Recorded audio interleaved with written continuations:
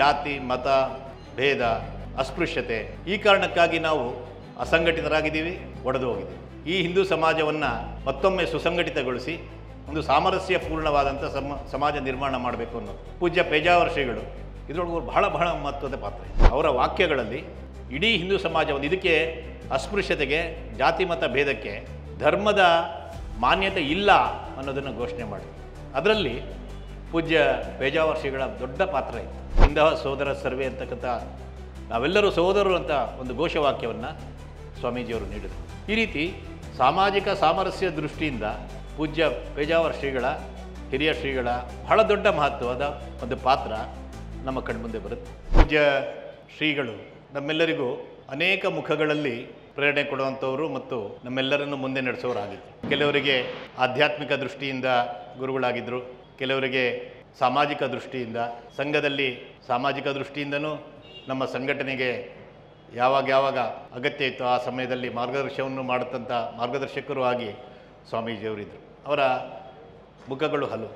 ಆದರೆ ನಾನಿವತ್ತು ನನ್ನ ಕೆಲವು ನಿಮಿಷಗಳ ಈ ಒಂದು ಮಾತುಗಳಲ್ಲಿ ಅವರ ಸಾಮಾಜಿಕ ದೃಷ್ಟಿ ಮತ್ತು ರಾಷ್ಟ್ರೀಯ ದೃಷ್ಟಿಯಿಂದ ಅವರ ಮಹತ್ವ ನಮ್ಮೆಲ್ಲರಿಗೂ ಏನಿತ್ತು ಅನ್ನೋದನ್ನು ನೆನಪಿಸ್ಕೊಳ್ಳುವಂಥ ಪ್ರಯತ್ನ ಮಾಡ್ತೀನಿ. ನಾನು ಬಹಳ ಚಿಕ್ಕ ವಯಸ್ಸಿನಲ್ಲಿ ಸಂಘದ ಒಂದು ಶಿಬಿರದಲ್ಲಿದ್ದಾಗ ಮೊದಲ ಬಾರಿಗೆ ಸ್ವಾಮೀಜಿಯವರನ್ನು ಹತ್ತಿರದಿಂದ ನೋಡಿದೆ. ಸ್ವಾಮೀಜಿಯವರು RSSನ ಶಿಬಿರ ಎಲ್ಲೇ ಆದರೂ ನಮ್ಮ ತರಬೇತಿ ಶಿಬಿರಗಳು ಅದನ್ನು ಅವರೇ ಕೇಳಿಕೊಂಡು ಆ ದಿನಾಂಕ ಯಾವಾಗ ನಡೆಯುತ್ತೆ, ನಮ್ಮದು ಸಾಮಾನ್ಯ 21 ದಿನಗಳ ಶಿಬಿರ ಮಾರ್ಚ್ ಏಪ್ರಿಲ್ ಮೇ ತಿಂಗಳಲ್ಲಿ ನಡೆಯುತ್ತೆ, ಈಗಲೂ ನಡೆಯುತ್ತೆ. ದೇಶಾದ್ಯಂತ ಪ್ರತಿ ವರ್ಷ ಸುಮಾರು 20,000ಕ್ಕಿಂತಲೂ ಹೆಚ್ಚು ಸಂಘದ ಸ್ವಯಂ ಸೇವಕರು ಕಾರ್ಯಕರ್ತರು ಆ ಶಿಬಿರಗಳಲ್ಲಿ ತರಬೇತಿಯನ್ನು ಪಡ್ಕೊಳ್ತಾರೆ. ಈ ರೀತಿ ಕರ್ನಾಟಕದಲ್ಲಿ ಎಲ್ಲೇ ಶಿಬಿರ ಇದ್ದರೂ ಅವರಾಗೆ ದಿನಾಂಕವನ್ನು ಕೇಳಿಕೊಂಡು ಬರ್ತಾಯಿದ್ರು. ನಾನು ಆ ರೀತಿ ಒಂದು ಶಿಬಿರದಲ್ಲಿ ಇದ್ದೆ. ಮೊದಲ ಬಾರಿಗೆ ಸ್ವಾಮೀಜಿಯವರನ್ನು ಅಷ್ಟು ಹತ್ತಿರದಿಂದ ನೋಡುವಂಥ ಒಂದು ಸೌಭಾಗ್ಯ ಸಿಕ್ತು. ಆದರೆ ಅವರು ಅಲ್ಲಿ ಹೇಳಿದ ಒಂದು ಘಟನೆ ನಮ್ಮಂಥ ಅನೇಕ ಸ್ವಯಂ ಸೇವಕರಿಗೆ, ಸಂಘದ ಕಾರ್ಯಕರ್ತರಿಗೆ ನಾವು ಜೀವನ ಪೂರ್ತಿ ಯಾಕೆ ದೇಶದ ಸಮಾಜದ ಕೆಲಸ ಮಾಡಬೇಕು ಅನ್ನೋದಕ್ಕೆ ಬಹಳ ಮಾರ್ಮಿಕವಾದಂಥ ಒಂದು ಮಾರ್ಗದರ್ಶಕವಾದಂಥ ಒಂದು ಉದಾಹರಣೆ ಆಗಿತ್ತು. ಅವರಲ್ಲಿ ಹೇಳಿದರು, ಒಬ್ಬ ವಿದ್ಯಾರ್ಥಿ ಅವನ ಹಳ್ಳಿಯಿಂದ ದೊಡ್ಡ ಪೇಟೆಗೆ ಓದೋದಕ್ಕೆ ಬರ್ತಾನೆ. ಅಲ್ಲಿ 1-2-3 ವರ್ಷ ಓದಬೇಕಾಗಿರುತ್ತೆ. ಮನೆಯಿಂದ ತಂದೆ ಹಣ ಕಳಿಸ್ತಾ ಇರ್ತಾರೆ. ಆದರೆ ಇಲ್ಲಿ ಬಂದವನು ಓದುವ ಕೆಲಸವನ್ನು ಬಿಟ್ಟು ಬೇರೆ ಅನೇಕ ಹವ್ಯಾಸಗಳು, ಆನಂದ, ಮೋಜು ಇದರೊಳಗಿರ್ತಾ ಪರೀಕ್ಷೆಯಲ್ಲಿ ಫೇಲ್ ಆಗ್ತಾನೆ. ತಂದೆ ವಿದ್ಯಾರ್ಥಿ ಹೇಗಿದ್ದಾನೆ ಅಂತ ಊರಿಗೆ ನೋಡೋಕ್ಕೆ ಬಂದಾಗ ಅವ್ರಿಗೆ ಗಮನಕ್ಕೆ ಬರುತ್ತೆ, ನಾನು ಕಳಿಸ್ತಾ ಇದ್ದಿದ್ದೆಲ್ಲ ವ್ಯರ್ಥ ಆಯಿತು ಅಂತ. ಇದೊಂದು ಸಣ್ಣ ಘಟನೆ. ಆದರೆ ಸ್ವಾಮೀಜಿಯವರು ಅದನ್ನು ನಮಗೆಲ್ಲ ಸಂಘದ ಸ್ವಯಂ ಸೇವಕರಿಗೆ ಅರ್ಥ ಆಗೋ ರೀತಿ, ಅಥವಾ ಯಾವುದೇ ಒಬ್ಬ ನಾಗರಿಕನಿಗೆ, ಯಾವುದೇ ಒಬ್ಬ ಈ ಜಗತ್ತಿನಲ್ಲಿ ಜನ್ಮ ತಾಳುವ ಒಬ್ಬ ವ್ಯಕ್ತಿಗೆ ಅದು ರಿಲೆವೆಂಟ್, ಪ್ರಸ್ತುತ ಆಗೋ ರೀತಿಯಲ್ಲಿ ಅದನ್ನು ವಿವರಿಸ್ತಾ ಇದ್ರು. ನಾನು ಅವರ ಬಾಯಿಂದ ಇನ್ನೂ 1-2 ಬಾರಿ ಆ ಘಟನೆಯನ್ನು ನಮ್ಮ ಶಿಬಿರಗಳಲ್ಲೇ ಕೇಳಿದ್ದೀನಿ. ನಮ್ಮನ್ನೆಲ್ಲ ಭಗವಂತ ಈ ಜಗತ್ತಿಗೆ ಏನೋ ಒಂದು ಉದ್ದೇಶ ಸಾಧನೆ ಮಾಡೋದಕ್ಕಾಗಿ ಕಳಿಸಿದ್ದಾನೆ. ನಾವು ಭಗವಂತ ಕಳಿಸಿರುವಂಥ ಗುರಿ ನಮ್ಮ ಕಣ್ಮುಂದೆ ಅದನ್ನು ಒಂದು ಸಾಧನೆಯ ಗುರಿಯನ್ನು ಇಟ್ಕೊಂಡು ಬದುಕಿದರೆ ಅದು ಸಾರ್ಥಕ ಆಗುತ್ತೆ. ಇಲ್ಲದರೆ ಅದೆಲ್ಲ ಜೀವನ ಮುಗಿಸಿ ವಾಪಸ್ ಹೋಗಬೇಕಾದ್ರೆ ಆ ವಿದ್ಯಾರ್ಥಿ ಮಾಡಿದಂತೆ ಹಣ ಖರ್ಚಾಗಿದೆ, ಕಾಲವೂ ಖರ್ಚಾಗಿದೆ, ಆದರೆ ಏನು ಸಾಧನೆ ಮಾಡಿಲ್ಲ. ಈ ರೀತಿ ಆಗಬಾರ್ದಲ್ವ. ಅಲ್ಲಿದ್ದಂಥ ಸಾಮಾನ್ಯ ಹೈಸ್ಕೂಲು ಕಾಲೇಜು ವಿದ್ಯಾರ್ಥಿಗಳಾದಂಥ ನಮ್ಮ ಸ್ವಯಂ ಸೇವಕರಿಗೆ ಇದೊಂದು ಸಣ್ಣ ಘಟನೆ ಆದರೂ ನಮ್ಮ ಜೀವನದಲ್ಲಿ ನಾವು ಕೇವಲ ಸಂಘದ ಕಾರ್ಯಕರ್ತರು ಸ್ವಯಂ ಸೇವಕರಲ್ಲ, ಯಾವುದೇ ಸಾಮಾಜಿಕ ಕಾರ್ಯಕರ್ತ, ಯಾವುದೇ ಆಧ್ಯಾತ್ಮಿಕ ಸಾಧನೆ ಮಾಡೋರು ಅಥವಾ ಸಾಮಾಜಿಕ ಧಾರ್ಮಿಕ ಯಾವುದೇ ಕ್ಷೇತ್ರದಲ್ಲಿರೋರು, ನಾವು ಈ ಜಗತ್ತಿಗೆ ಯಾಕೆ ಬಂದಿದ್ದೀವಿ, ನಾವೇನು ಮಾಡಬೇಕಾಗಿದೆ, ಭಗವಂತ ಯಾಕೆ ನಮ್ಮನ್ನು ಇಲ್ಲಿಗೆ ಕಳಿಸಿದ್ದಾನೆ, ಅಥವಾ ಏನೋ ಒಂದು ಸಾಧನೆಯನ್ನು ಮಾಡಬೇಕಾಗಿದೆ, ಇದು ಮನಸ್ಸಿಗೆ ಸಣ್ಣ ವಯಸ್ಸಿನಲ್ಲೂ ಅರ್ಥ ಮಾಡ್ಕೊಳ್ಬೋದು ಅಂತೂ, ದೊಡ್ಡವರಾದಮೇಲಂತೂ ಖಂಡಿತ ಅರ್ಥ ಮಾಡ್ಕೊಳ್ಬೋದಾದ ರೀತಿಯಲ್ಲಿ ಸ್ವಾಮೀಜಿಯವರು ಹೇಳ್ತಾಯಿದ್ರು. ಸ್ವಾಮೀಜಿಯವರ ಪೇಜಾವರ ಶ್ರೀಗಳ ಭಾಷಣ ಬಹಳ ದೀರ್ಘ ಇರ್ತಾ ಇರಲಿಲ್ಲ. ಆದರೆ ಅವರು ಮಾರ್ಮಿಕವಾಗಿ 1-2 ಘಟನೆಗಳು, ಅದರ ಮೂಲಕ ಏನು ಸಂದೇಶ ಕೊಡಬೇಕು, ಅನೇಕರ ಜೀವನಕ್ಕೆ ತಿರುವು ಕೊಡುವಂಥ ಕೆಲಸವನ್ನು ಅವರು ಮಾಡಿದರು.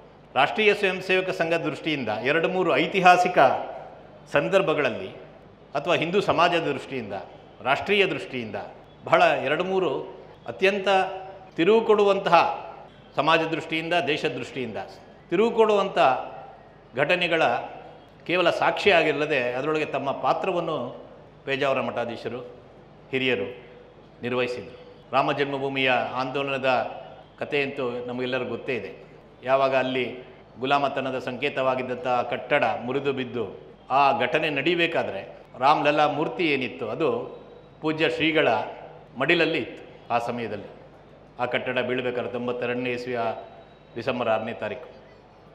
ಅಷ್ಟು ಮಾತ್ರ ಅಲ್ಲ, ಇಡೀ ರಾಮಜನ್ಮಭೂಮಿ ಆಂದೋಲನಕ್ಕೆ ಇವತ್ತು ನಾವು ಏನು ಭವ್ಯ ಮಂದಿರ ನೋಡ್ತಾ ಇದ್ದೀವಿ, ಪೂಜ್ಯ ಶ್ರೀಗಳ ಉತ್ತರಾಧಿಕಾರಿಯಾಗಿ ಇವತ್ತು ಮುನ್ನಡೆಸ್ತಾ ಇರ್ತಕ್ಕಂಥ ಇವತ್ತಿನ ನಮ್ಮ ಪೂಜ್ಯ ಪೇಜಾವರ ಶ್ರೀಗಳ ನೇತೃತ್ವದಲ್ಲಿ ಅಲ್ಲೇನು ಮಂದಿರದ ಪ್ರತಿಷ್ಠಾಪನೆಯ ಒಂದು ಸುವರ್ಣ ಕ್ಷಣಗಳನ್ನು ದೇಶದ ಪ್ರಧಾನಿ ಮತ್ತು ರಾಷ್ಟ್ರೀಯ ಸ್ವಯಂ ಸೇವಕ ಸಂಘದ ಪೂಜೆಯ ಸರ್ಸಂಘಚಾಲಕರಾದಂಥ ಡಾಕ್ಟರ್ ಮೋಹನ್ ಭಾಗವತ್ ಇವರ ಉಪಸ್ಥಿತಿಯಲ್ಲಿ ನಡೀತು. ಆ ಆಂದೋಲನದ ಹಿಂದಿನ 30 ವರ್ಷಗಳು ಇದು ಬಹಳ ಕಷ್ಟಕರವಾದ ದಿನಗಳು.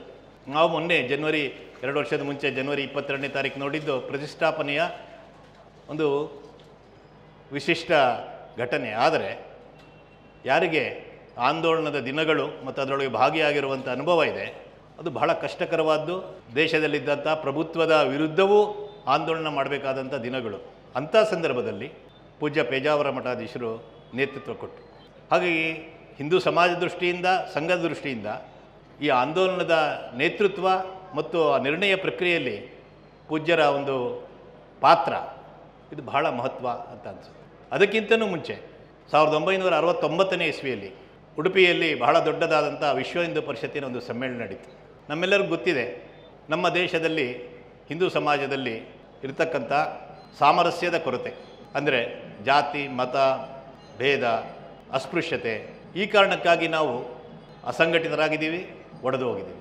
ರಾಷ್ಟ್ರೀಯ ಸ್ವಯಂ ಸೇವಕ ಸಂಘದ ಸ್ಥಾಪನೆ ಈ ಹಿಂದೂ ಸಮಾಜವನ್ನು ಮತ್ತೊಮ್ಮೆ ಸುಸಂಘಟಿತಗೊಳಿಸಿ ಒಂದು ಸಾಮರಸ್ಯಪೂರ್ಣವಾದಂಥ ಸಮಾಜ ನಿರ್ಮಾಣ ಮಾಡಬೇಕು ಅನ್ನೋದು. ಪೂಜ್ಯ ಪೇಜಾವರ ಶ್ರೀಗಳು ಅವರು ಸನ್ಯಾಸ ಸ್ವೀಕಾರ ಮಾಡಿ ಕೆಲವೇ ವರ್ಷಗಳಲ್ಲಿ ಸಂಘದ ಅಂದಿನ ಸರ್ಸಂಘ ಚಾಲಕರಾಗಿದ್ದಂಥ ಪರಮಪೂಜನೀಯ ಮಾಧವ ಸದಾಶಿವರಾವ್ ಗೊಳ್ವಲ್ಕರ್ ಗುರೂಜಿ ಅವರ ಸಂಪರ್ಕಕ್ಕೆ ಬಂದರು. ಅಂದಿನಿಂದ ಅವರ ಕೊನೆಯ ದಿನದವರೆಗೆ ಸಾಮಾಜಿಕ ಸಾಮರಸ್ಯ ಏನು ಹಿಂದೂ ಸಮಾಜವನ್ನು ಸಂಘಟಿಸಬೇಕು, ಜಾತಿ ಮತ ಪಂಥ ಭೇದಗಳ ಅಸ್ಪೃಶ್ಯತೆಯ ಈ ಒಂದು ಕುರುಡಿ ಶಾಪ ನಮ್ಮ ಸಮಾಜಕ್ಕೆ 2000 ವರ್ಷಗಳ ಒಂದು ಸಮಯದಲ್ಲಿ ಗುಲಾಮತನದ ಸಮಯದಲ್ಲಿ ಏನು ಬಂದೊದಗಿದೆ, ಇದನ್ನು ದೂರ ಮಾಡಬೇಕು. ಇದರೊಳಗೆ ಬಹಳ ಮಹತ್ವದ ಪಾತ್ರ ಇತ್ತು. 1969ನೇ ಇಸ್ವಿಯ ಉಡುಪಿಯ ಸಮ್ಮೇಳನ ಯಾವುದನ್ನು ನಾನೀಗ ಉಲ್ಲೇಖ ಮಾಡಿದೆ, ಅದೊಂದು ಬಹಳ ದೊಡ್ಡ ತಿರುವು ಕೊಟ್ಟಂಥ ಸಮ್ಮೇಳನ. ಅಲ್ಲಿ ಪೂಜ್ಯ ಪೇಜಾವರ ಶ್ರೀಗಳು, ಸಂಘದ ಸರ್ಸಂಘಚಾಲಕರಾದಂಥ ಗುರೂಜಿಯವರು, ಎಲ್ಲ ಮಠಾಧೀಶರು, ವಿವಿಧ ಮತಗಳ ಧಾರ್ಮಿಕ ನಾಯಕರು, ಇವರೆಲ್ಲರ ಒಂದು ಮುಖದಿಂದ ಅವರ ವಾಕ್ಯಗಳಲ್ಲಿ ಇಡೀ ಹಿಂದೂ ಸಮಾಜವನ್ನು ಇದಕ್ಕೆ ಅಸ್ಪೃಶ್ಯತೆಗೆ ಜಾತಿ ಮತ ಭೇದಕ್ಕೆ ಧರ್ಮದ ಮಾನ್ಯತೆ ಇಲ್ಲ ಅನ್ನೋದನ್ನು ಘೋಷಣೆ ಮಾಡಿದ್ರು. ಅದರಲ್ಲಿ ಪೂಜ್ಯ ಪೇಜಾವರ ಶ್ರೀಗಳ ದೊಡ್ಡ ಪಾತ್ರ ಇತ್ತು. ಇತಿಹಾಸದಲ್ಲಿ ದಾಖಲೆ ಆಗಿರುವಂಥ ಹಿಂದೂ ಸಮಾಜದ ದೃಷ್ಟಿಯಿಂದ ಬಹಳ ಮಹತ್ವದ ಒಂದು ಕ್ಷಣ ಅದು ಅಂತ ಅನಿಸ್ಬೋದು. ಅಲ್ಲಿ ಸ್ವಾಮೀಜಿಯವರು ಎಲ್ಲರಿಗೂ ಕೊಟ್ಟಂಥ ಒಂದು ಘೋಷವಾಕ್ಯ ಇವತ್ತಿಗೂ ನಾವೆಲ್ಲರೂ ಕೂಡ ನಮ್ಮ ಶಾಖೆಗಳಲ್ಲೂ ವಿಶ್ವ ಹಿಂದೂ ಪರಿಷತ್ತಿನ ಎಲ್ಲ ಸಮ್ಮೇಳನಗಳಲ್ಲೂ ನಾವು ಮತ್ತೆ ನೆನಪಿಸ್ಕೊಳ್ತೀವಿ. ಹಿಂದವ ಸೋದರ ಸರ್ವೇ, ಎಲ್ಲ ಹಿಂದೂಗಳು ಸಹೋದರರೇ, ಜಾತಿ ಮತ ಬಂತ ಭೇದಗಳಿಂದ ಮೇಲೇಳಬೇಕು, ನಾವೆಲ್ಲರೂ ಭಾರತ ಮಾತೆಯ ಸಂತಾನರು. ಈ ಒಂದು ಘೋಷವಾಕ್ಯವನ್ನು ಪೂಜನೀಯ ಗುರೂಜಿಯವರು ಮತ್ತು ಅವರ ನೇತೃತ್ವದಲ್ಲಿ ಅವತ್ತು ನೆರೆದಿದ್ದಂಥ ಎಲ್ಲ ಮಠಾಧಿಪತಿಗಳು, ಪೀಠಾಧಿಪತಿಗಳು, ಬೌದ್ಧ, ಜೈನ, ಸಿಖ್, ಈ ರೀತಿ ಬೇರೆ ಬೇರೆ ಮತ ಸಂಪ್ರದಾಯಗಳ ಪ್ರಮುಖರು, ಇವರೆಲ್ಲರ ಒಂದು ನೇತೃತ್ವದಲ್ಲಿ ಅವರೆಲ್ಲರ ಸಾಕ್ಷಿಯಾಗಿ ಈ ಘೋಷವಾಕ್ಯವನ್ನು ಹಿಂದವ ಸೋದರ ಸರ್ವೇ ಅಂತಕ್ಕಂಥ ನಾವೆಲ್ಲರೂ ಸಹೋದರರು ಅಂತ ಒಂದು ಘೋಷವಾಕ್ಯವನ್ನು ಸ್ವಾಮೀಜಿಯವರು ನೀಡಿದರು. ಇವತ್ತಿಗೂ ಅದು ನಮ್ಮೆಲ್ಲರ ಕಿವಿಗಳಲ್ಲಿ ಅನುರಣಿಸುವಂಥ ಮತ್ತು ಹಿಂದೂ ಸಮಾಜಕ್ಕೆ ಬಹಳ ಅಗತ್ಯವಾದಂಥ ಒಂದು ಮಂತ್ರ. ಈ ರೀತಿ ಸಾಮಾಜಿಕ ಸಾಮರಸ್ಯ ದೃಷ್ಟಿಯಿಂದ ಪೂಜ್ಯ ಪೇಜಾವರ ಶ್ರೀಗಳ, ಹಿರಿಯ ಶ್ರೀಗಳ ಬಹಳ ದೊಡ್ಡ ಮಹತ್ವದ ಒಂದು ಪಾತ್ರ ನಮ್ಮ ಕಣ್ಮುಂದೆ ಬರುತ್ತೆ.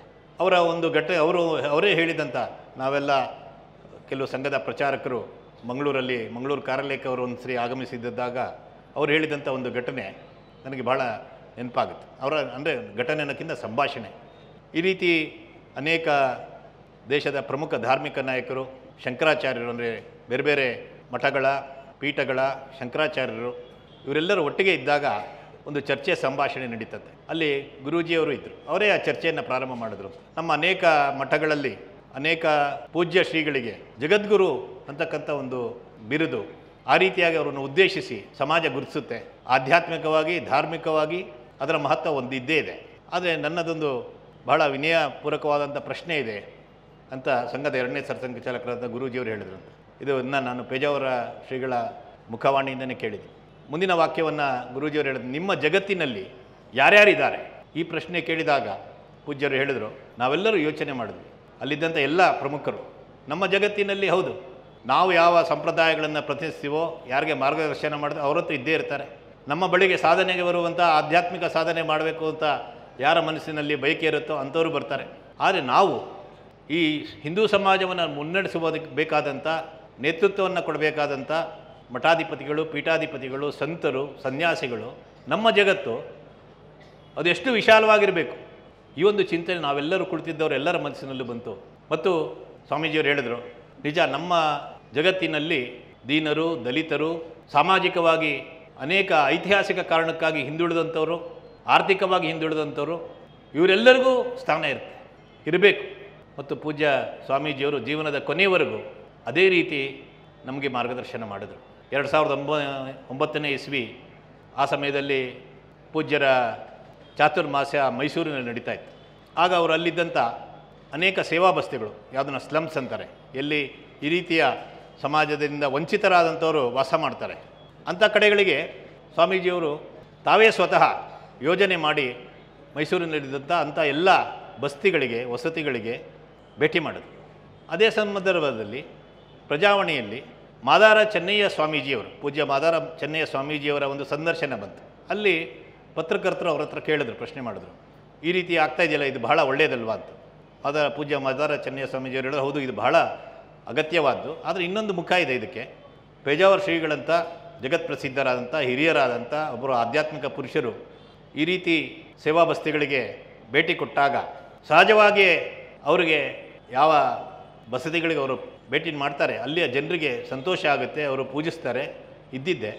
ಆದರೆ ಇನ್ನೊಂದು ಮುಖದಲ್ಲೂ ಆಗಬೇಕಲ್ವೇ? ಈ ರೀತಿ ತಥಾಕಥಿತ ಬಹಳ ಉನ್ನತ ಸಂಪ್ರದಾಯಗಳಿಗೆ, ಸಮುದಾಯಗಳಿಗೆ ಸೇರಿದಂಥ ಸ್ವಾಮೀಜಿಗಳಲ್ಲದೆ ಬೇರೆ ಸಂಪ್ರದಾಯ ಸಮುದಾಯಗಳಿಗೆ ಸೇರಿದಂಥ ಸ್ವಾಮೀಜಿಗಳ, ಯತಿಗಳ, ಸನ್ಯಾಸಿಗಳ ಪಾದಯಾತ್ರೆ ತಥಾಕಥಿತ ಮೇಲ್ವರ್ಗ ಅನ್ಸ್ಕೊಳ್ಳೋಂಥ ವಠಾರಗಳಲ್ಲಿ, ಕಾಲೋನಿಗಳಲ್ಲಿ ನಡೆದರೆ ಇದೇ ರೀತಿಯ ಒಂದು ಸ್ವಾಗತ ಮತ್ತು ಗೌರವ ಸಿಗುತ್ತಾ? ಅದಕ್ಕೆ ಪೇಜಾವರ ಶ್ರೀಗಳು ಆ ಸಂದರ್ಶನ ಓದಿದಂಥವರು ಮೈಸೂರಿನಲ್ಲಿ ಪೂಜ್ಯ ಮಾದಾರ ಚೆನ್ನಯ್ಯ ಸ್ವಾಮೀಜಿಯವರನ್ನೇ ಆಹ್ವಾನ ಮಾಡೋದು, ನೀವೇ ಬನ್ನಿ ಅಂತ.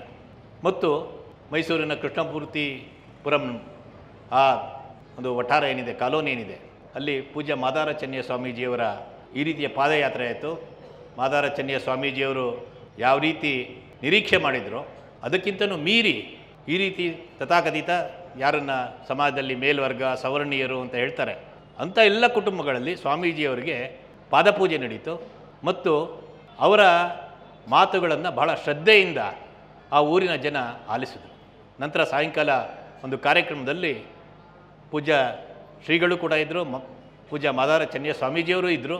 ಅವರಿಬ್ಬರು ಸಾಮಾಜಿಕ ಸಾಮರಸ್ಯದ ಅಗತ್ಯವನ್ನು, ಜಾತಿ ಮತ ಭೇದಗಳಿಂದ ಮೇಲೆದ್ದು ನಿಲ್ಲಬೇಕಾದಂಥ ಅನಿವಾರ್ಯತೆಯನ್ನು, ಹಿಂದೂ ಸಮಾಜ ಸುಸಂಘಟಿತವಾಗಿರಬೇಕು ಅಂತಕ್ಕಂಥ ಸಂದೇಶವನ್ನು ಇಡೀ ಹಿಂದೂ ಸಮಾಜಕ್ಕೆ ಕೊಟ್ಟರು. ನಾನಾಗಲೇ ಹೇಳಿದಂತೆ ಹಿರಿಯರಾದಂಥ ಪೂಜ್ಯ ಪೇಜಾವರ ಮಠಾಧೀಶರು ಬೇರೆ ಬೇರೆ ಕಾರಣಕ್ಕಾಗಿ ಜಗತ್ತಿನಲ್ಲಿ ಎಲ್ಲರಿಗೂ ಮುಖ್ಯ, ಆದರೆ ಸಂಘದ ಸ್ವಯಂ ಸೇವಕರಾಗಿ, ಕಾರ್ಯಕರ್ತರಾಗಿ ನಮ್ಮೆಲ್ಲರಿಗೂ ಇಡೀ ಹಿಂದೂ ಸಮಾಜಕ್ಕೆ ಮಾರ್ಗದರ್ಶನ ಮಾಡುವಂಥ, ಸಂಘಟನೆ ಮಾಡುವಂಥ, ಸಾಮರಸ್ಯವನ್ನು ಸಾಧಿಸೋದಕ್ಕೆ ಬೇಕಾದಂಥ ಪ್ರೇರಣೆಯನ್ನು ಕೊಡುವಂಥ ಯತಿವರಿಯರಾಗಿ ಸದಾ ನಮ್ಮ ಮನಸ್ಸಲ್ಲಿ ಉಳಿತಾರೆ. ಕೃಷ್ಣ ಹೇಳಿದಂತೆ ಒಂದು ಆಧ್ಯಾತ್ಮಿಕ ಸಾಧನೆ ಮಾಡಿದಂಥ ಪುರುಷರು ಕೊನೆಯವರೆಗೂ ಏಷಾ ಬ್ರಾಹ್ಮ ಸ್ಥಿತಿ ಪಾರ್ಥ ನೈನಾ ಪ್ರಾಪ್ಯ ವಿಮರ್ಶತೆ ಸ್ಥಿತ್ವಾಂ ಸ್ಯಾಮಂತಕಾಲೇಪಿ ಬ್ರಹ್ಮ ನಿರ್ವಾಣ ಮುಚ್ಚತೆ.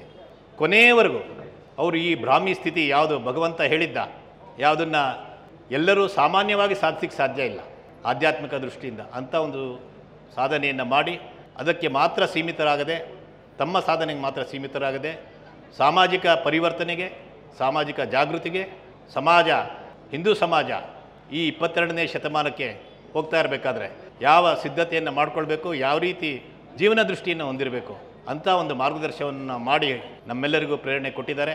ಅವರ ಮಾರ್ಗದರ್ಶನದಲ್ಲಿ ನಾವೆಲ್ಲರೂ ಮುನ್ನಡಿತೀವಿ ಅನ್ನುವ ಸಂಕಲ್ಪವನ್ನು ಇವತ್ತಿನ ಪೂಜ್ಯ ಪೇಜಾವರ ಸ್ವಾಮೀಜಿಯವರ ಪದತಲದಲ್ಲಿ ಅರ್ಪಿಸುತ್ತಾ ನನ್ನ ಮಾತುಗಳಿಗೆ ವಿರಾಮವನ್ನು ಹೇಳ್ತೇನೆ. ನಮಸ್ಕಾರ.